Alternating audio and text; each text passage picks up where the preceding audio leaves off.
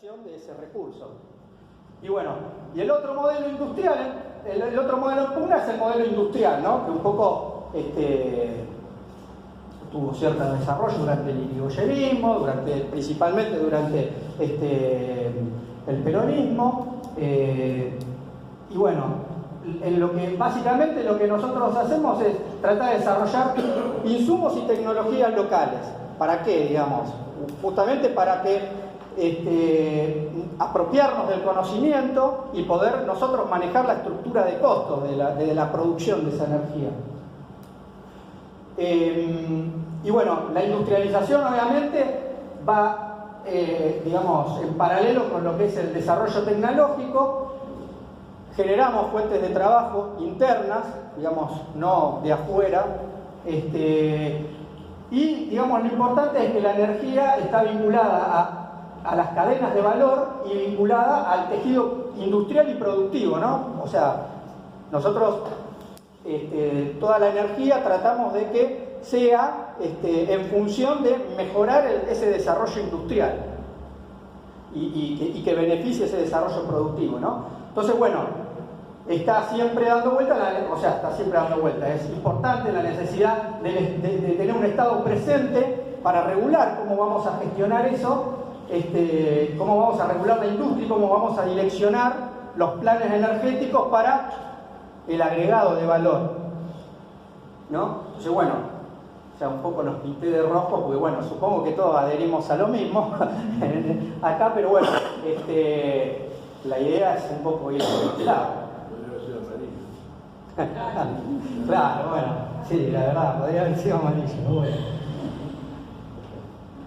Y bueno, y esto es lo que quiere, a esto llegamos a esto, digamos, a que YPF haya sido, en este caso, como empresa paradigmática, digamos, de lo que era el modelo energético en Argentina, uno de los principales insumos de la matriz energética, que fuera un peligro, digamos, como estaba pensada desde su origen. Bueno, esto es medio nada, de cómo podemos agregar valor desde el recurso, podemos generar trabajo y después, bueno, pensarlo, cómo lo pensamos, si lo pensamos del Estado o si lo pensamos desde lo privado, es esa disputa. Y bueno, y si lo pensamos del Estado, como creo que debería hacerse, necesitamos resolver algunas cuestiones que nos ayuden a resolver, digamos, si eso lo vamos a ejercer a través de leyes nacionales o del Estado nacional como regulador de todo, o vamos a atribuirle, como se le ha hecho últimamente a las provincias, un rol regulador en todo esto. ¿Cómo incorporamos el conocimiento? ¿Cómo adquirimos lo que le llaman los yanquis el know-how, digamos, para desarrollar nuestros propios recursos? ¿Cómo accedemos al capital? Como hablábamos, son por ahí actividades que requieren de mucha inversión. Entonces, bueno, una de las cosas es, bueno, por lo menos para esta nueva etapa, digamos, bueno, que estamos súper endeudados, bueno, ¿cómo logramos acceder al capital o de dónde sacamos la plata para desarrollar todo esto nuevamente? Y bueno, y cómo desarrollamos tecnología interna, digamos, para que ese costo sea mucho más liviano para llevarlo adelante. Bueno, entonces, por ahí estas son algunas de las preguntas que nosotros tratamos de irnos haciendo dentro de la comisión, y que bueno, qué recursos son estratégicos y cuáles no, en el sentido de cuáles son los más importantes, cómo los definimos, de qué manera, cuál va a ser el mecanismo por el cual el Estado va a ejercer la soberanía sobre esos recursos estratégicos, o de qué modo, a través de qué herramienta, de qué manera, ante esta nueva etapa, cómo legislamos y a qué nivel sobre esos recursos estratégicos, ¿no? O sea, qué entidad le damos, como quizás en algún momento, por ejemplo, los recursos naturales eran parte del artículo 40 de la Constitución del 49, entonces tenían una entidad constitucional directamente. Nuestra ley máxima. Bueno, entonces, ¿cómo pensamos, digamos, en darle entidad a los planes a mediano y largo plazo que vamos a hacer sobre cómo queremos direccionar nuestros recursos estratégicos?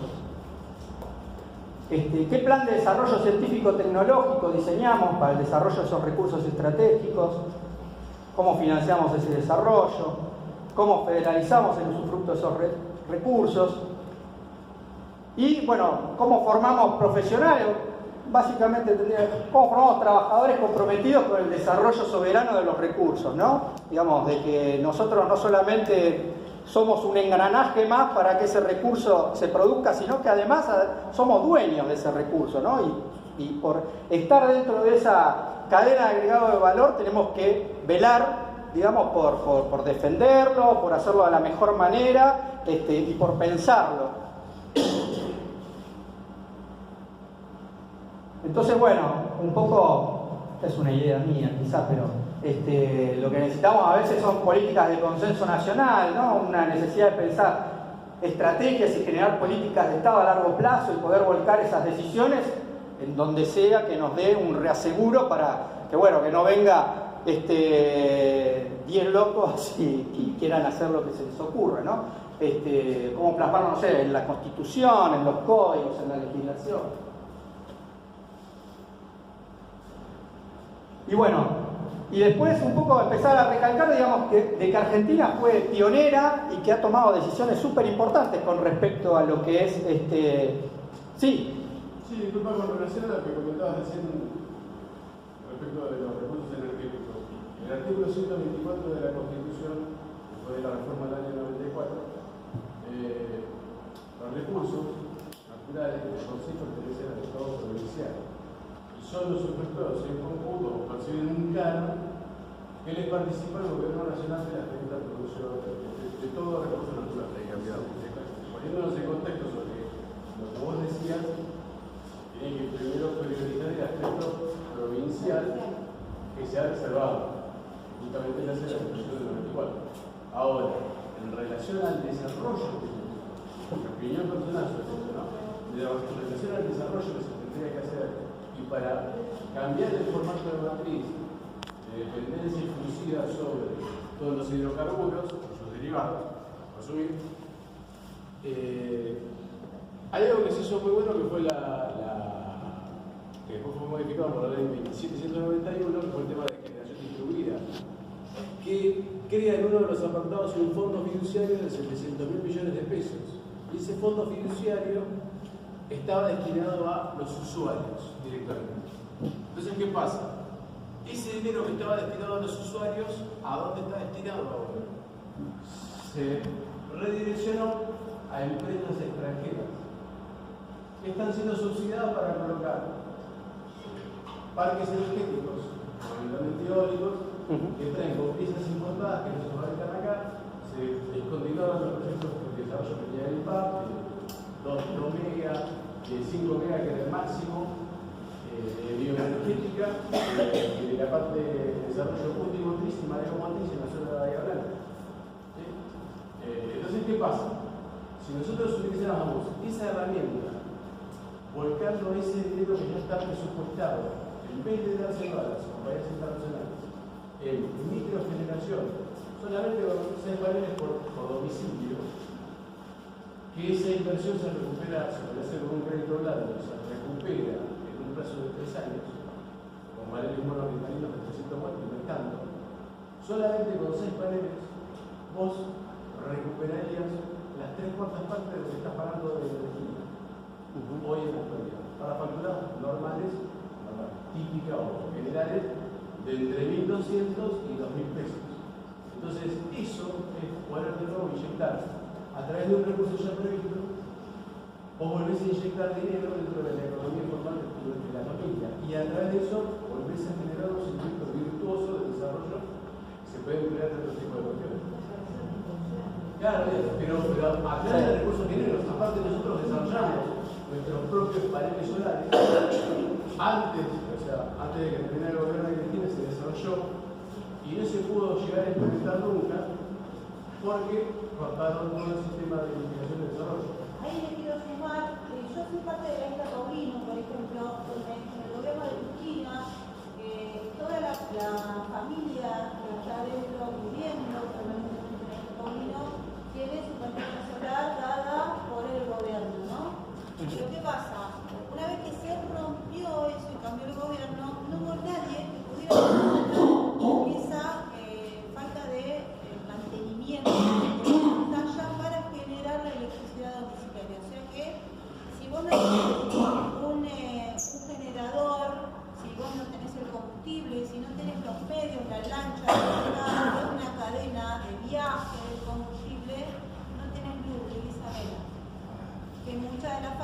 por hoy, en base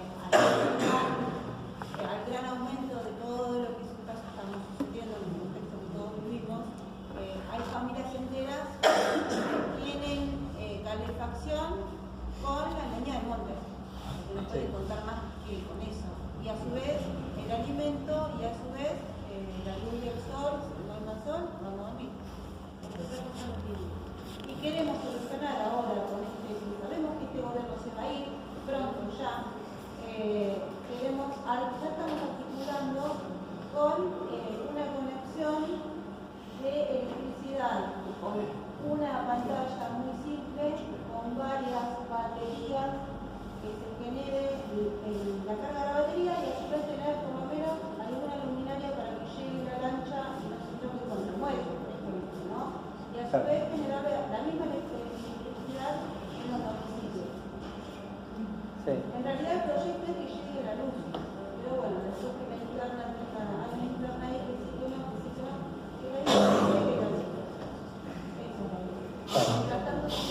Sí, creo que hay que abordarlo, ¿no? Obviamente desarrollar infraestructura, digamos, y después está bueno también el hecho de poder generar, o sea, yo por ahí estoy hablando más del macro, ¿no? Pero digamos, en sí, digamos, también hay creo, flexibilidad para trabajar dentro de pequeñas porciones de la economía pequeña, digamos, que de alguna manera... A lo que apunto para responder la idea, Dale. Básicamente lo que vos decías hoy al principio, tenemos dos modelos.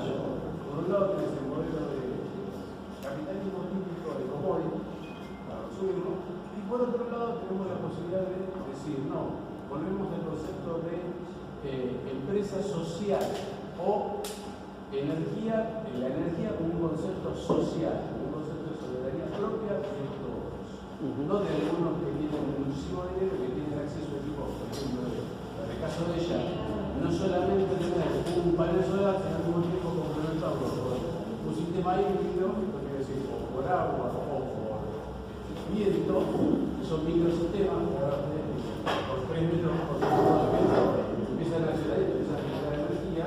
Entonces no tenés inconvenientes. De una u otra forma, ya sea interno o interno, tenés luz. Claro. ¿Entendés? Entonces, ¿qué pasa? Para eliminar el tema de commodity y poder al mismo tiempo recuperar esa soberanía, hay que plantearlo, si nosotros después entramos en un problema político global. Porque nosotros seguimos en soberanía con el tema del CIAD. No del CIAD nos limita. Sí. Entonces, ¿cómo hacen que esas empresas que ahora son de origen, algunas francesas, la mayoría de Estados Unidos, otras de ciertas familias generadas, tengan que decir, no puedes comer la pérdida?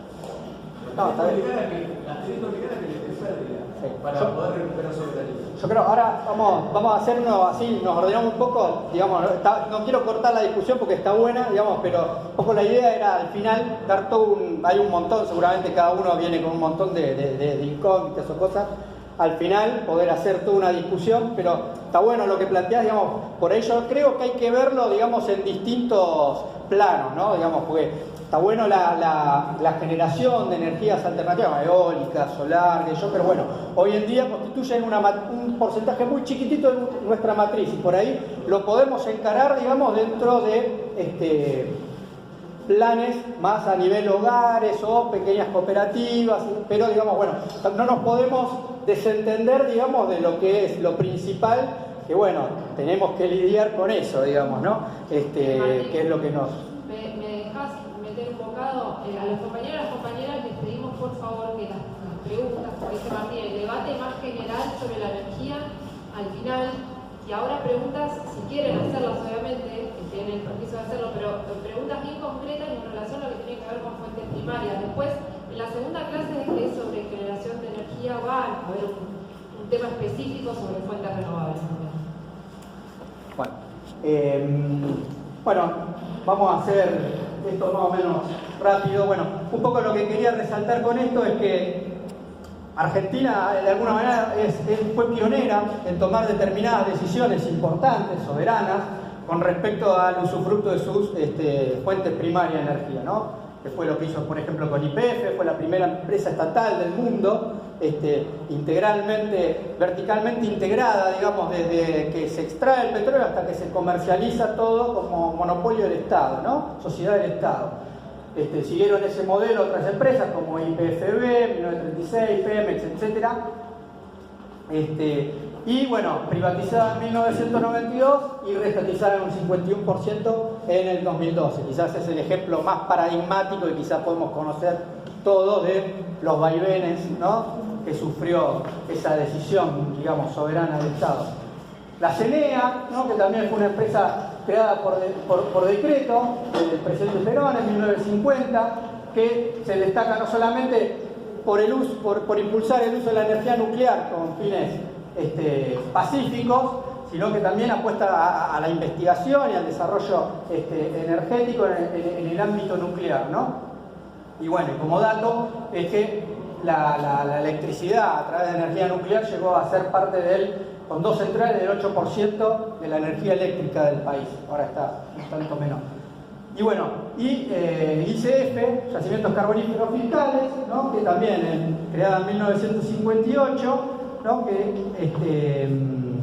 es importante durante la presidencia de Frondizi, y que, bueno, es algo importante porque, bueno, cuando teníamos industria pesada o siderúrgica, digamos, el carbón, digamos, era el insumo, ¿no?, de esa industria siderúrgica, y también puede ser utilizado en centrales termoeléctricas para generar electricidad. Bueno, fue privatizada en 1994. Se anuló la concesión a Yacimientos Carboníferos Río Turbio, Sociedad Anónima, en 2002, y bueno, por ahí esto es más nuevo, digamos, el proyecto de reestatización a fines de 2015 fue aprobado en diputados y no en senadores, y quedó, digamos, ahí en un... Julián ahí puede hablar un poco de eso. Bueno, y esto un poco un ejemplo de los vaivenes, algo gráfico, digamos, si pudiéramos hacer un gráfico entre capital privado y Estado en el tiempo, vemos, digamos, bueno, teníamos durante 70 años a YPF como sociedad del Estado, totalmente constituida o manejada por el Estado. En 1992, digamos, se transformó en una empresa mixta, una sociedad anónima. En 1999 se la vendimos, digamos, el paquete accionario mayoritario y la acción de oro a Repsol. En 2007, digamos, se introdujeron capitales de origen nacional, básicamente Eskenazi, digamos, que cambió un poco lo que era la matriz interna accionista de YPF, y bueno, la decisión que seguramente de estatización del 51% en 2012, que, digamos, tampoco fue un hecho aislado, ¿no?, ni fortuito, digamos. Cuando nosotros veníamos con una declinatoria de reservas de petróleo importante, digamos, y que básicamente estábamos prácticamente rascando la olla, lo que ocurrió es, digamos, que apareció lo que significaba el potencial como recurso que tenía Vaca Muerta. Entonces, digamos, esa decisión, digamos, de la reestatización de YPF en ese momento es doblemente importante en el sentido de pensar cómo vamos a trabajar con ese recurso, digamos, el potencial recurso que tenemos, cómo lo vamos a volver a usufructuar, digamos, nos ponen nuevamente, digamos, en la posibilidad de volvernos a transformar o volver a pensar nuestros recursos naturales, digamos, como eje del desarrollo, pensarlo nuevamente, y tenemos, digamos, nuevamente la oportunidad de hacerlo, ¿no? Y bueno, estos son, digamos, algunos cosas. ¿Te puedo aportar algo sobre ese tema? Sí. En realidad, el tema para mí, la reestatización de YPF tiene que ver con el desarrollo que teníamos en ese momento del país. Y la lógica que tenía Repsol en ese momento era llevar todas sus ganancias a otros lugares donde hay más rentabilidad. Que no es discutible, porque una empresa se maneja con ese criterio. Lo que pasa es que para el país era perjudicial. Nos estaban vaciando y había un fallo en cuanto a los recursos necesarios para impulsar el desarrollo.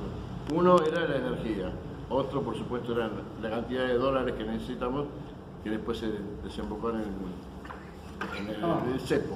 Está bien, O sea, yo lo planteé así en el sentido de que muchas veces terminamos viendo lo que es Vaca Muerta, digamos, como un peso, no sé, bueno, vamos a destrozar todo.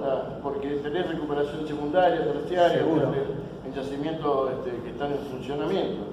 No hay exploración, no había explotación, digamos, había un parate de empresa importante. Sí, sí, y había que sostener también un eventual crecimiento industrial, digamos, que necesitábamos abastecer. Disculpa la interrupción. No, está perfecto.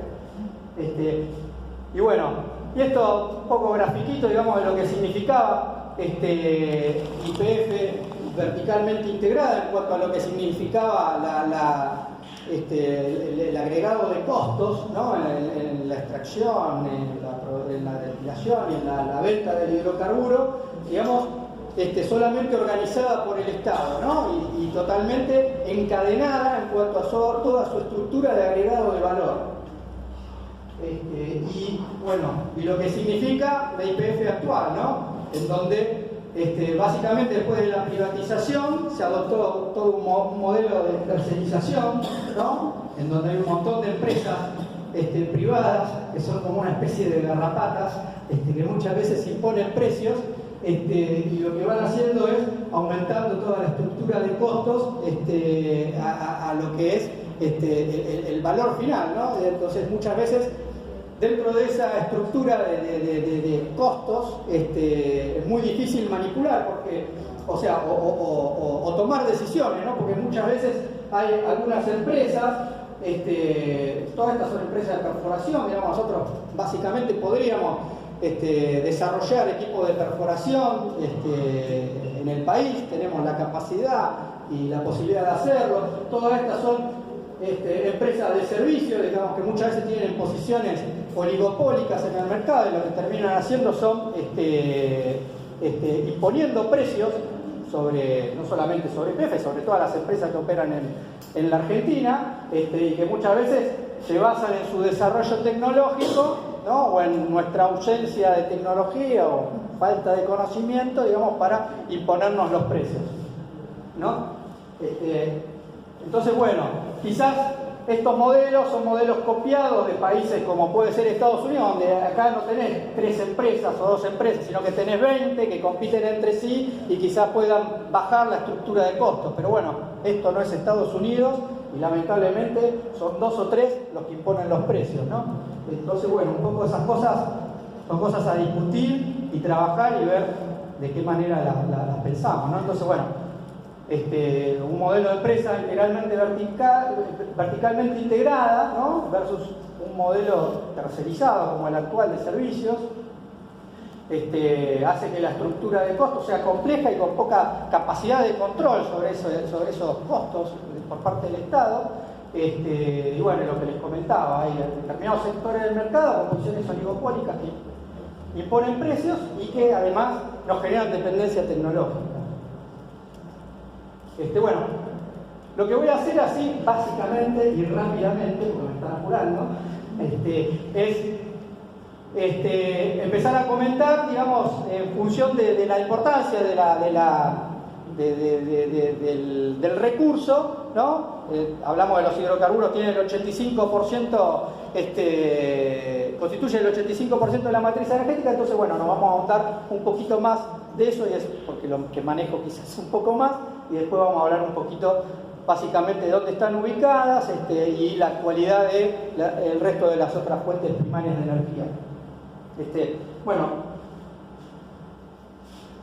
acá lo que tenemos son todos el mapas de cuencas de la Argentina, donde en rojo tenemos las cuencas productivas, que es donde se produce actualmente petróleo, y en azul tenemos todas las cuencas no productivas, donde en algunos casos han habido determinados hallazgos, pero no, digamos, hoy en día no tienen producciones comerciales. Y esta es la producción de petróleo, condensado y gasolina por cuenca, donde lo que vemos es que básicamente la cuenca del Golfo, que es esta de acá, y la cuenca neuquina, que es esta de acá, prácticamente son las que mayores productoras de petróleo.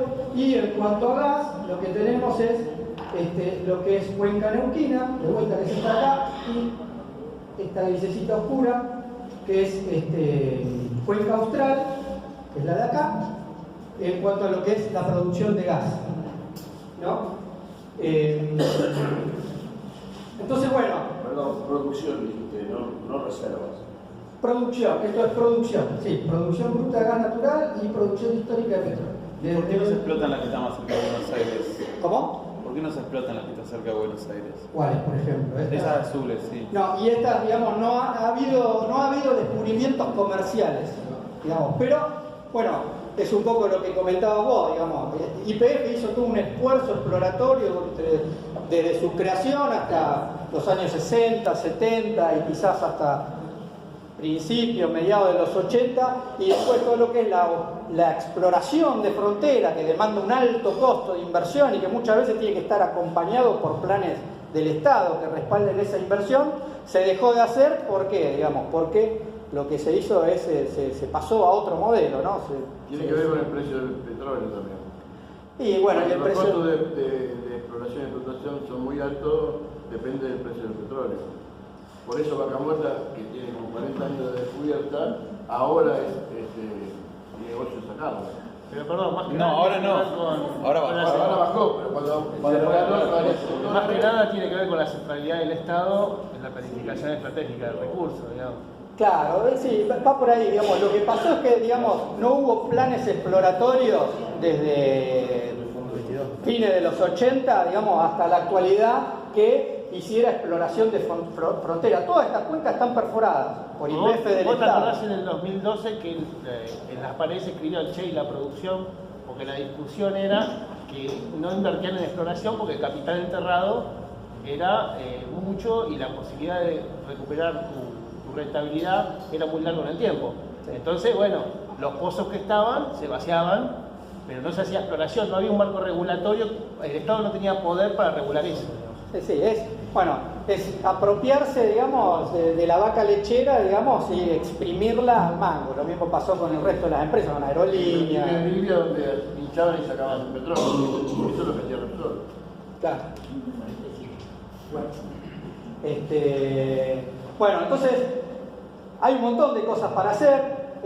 La mayoría de los campos convencionales están maduros, digamos, entonces, bueno, cosas que podemos hacer es optimizar el barrido con técnicas de recuperación secundaria, que es inyectar agua o gas, digamos, para mejorar el petróleo que no se pudo extraer de manera primaria, o recuperación asistida, que esto también requiere mucha tecnología, digamos, principalmente de químicos, polímeros, surfactantes, digamos, para mejorar la viscosidad del petróleo y poder sacarlo. Bueno, cuencas productivas y no productivas subexploradas, digamos, ahí viene también el tema del esfuerzo exploratorio. Tenemos cuenca como Cuenca Austral, digamos, es esta de acá abajo, que es una cuenca gigante, que está subexplorada, como todo el resto de las cuencas no productivas. Tenemos descubrimientos no comerciales, pero sí se ha encontrado petróleo en los bolsones intermontanos, eso en San Juan, La Rioja, en Cuenca Quiliguao, cerca de Bariloche hay afloramiento de petróleo, cerca del aeropuerto de Bariloche, Cuenca Chaco Paranense, en Santa Fe, sacaron petróleo haciendo un pozo de agua para el ferrocarril. Así que hay potencial, nada más que bueno, hace falta la inversión y el esfuerzo, que obviamente no lo va a hacer un privado, porque lo que busca hacer un privado, digamos, es negocio. Entonces, bueno, ahí tiene que estar presente la mano del Estado. Una pregunta, ahí cuando vos mostrabas la comparación de YPF, digamos, en la época pasada era barato también porque eran pozos simples, digamos, hoy cada vez más complejo como lo que estás mostrando. Entonces, ¿cómo lográs, digamos, dependés sí o sí de estas empresas que tienen tecnología desarrollada porque son mundiales por ahí? ¿O no? Sí, bueno, esto es tomar la decisión de hacerlo, digamos. Los brasileros hoy en día tienen un potencial en el offshore, digamos, en costa afuera, digamos, pero porque en algún momento se propusieron hacerlo y hoy en día fabrican sus propias plataformas, en sus propios pozos, digamos, tienen sus propios laboratorios, emplean mano de obra brasilera. Tienen obviamente capital privado, empresas privadas, digamos, pero se ha propuesto hacerlo y hoy en día son, digamos, los países con más desarrollo, digamos, en todo lo que es exploración y producción de petróleo en